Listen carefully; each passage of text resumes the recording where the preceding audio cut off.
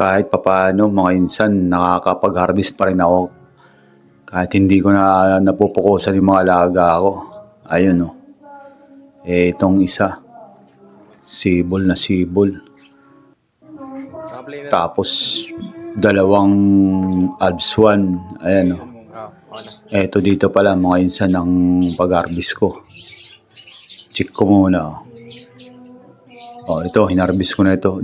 Ano ito 5 na chogi yung isa. Bali 4 na lang ma-harvest ko dito sa mga back-to-back viewing. Ganda, pupula ng ganda ng mga nila, kulay. Ganda ng mga imitation nila. Ganda, nakakalibang yung mga ganitong tsura. Kahit hindi ka na nakakatutok sa kanila sa araw,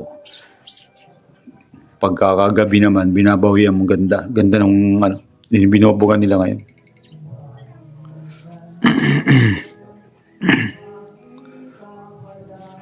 Ayan o. Tapos dito naman yung nag-iisang lutino. Talagang pulang-pula yung dibdib. Yan ang masarap i-breed mo mga ganyan tsura. Paramihin kasi yan ang mga magaganda talaga. Demand talaga yan. Hindi talaga na yan.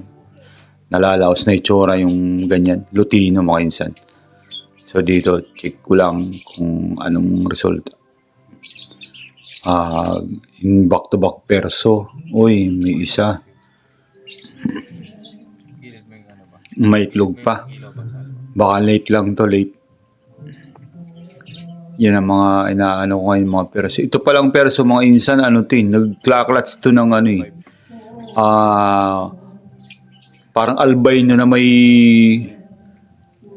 siya may ganun. Basta di ko maano to, ba't ganito to? Siguro split sa ino to Bakit mga insan, nung binili ko to, itong na to, perso, split sa ino raw yung opa, split sa ino.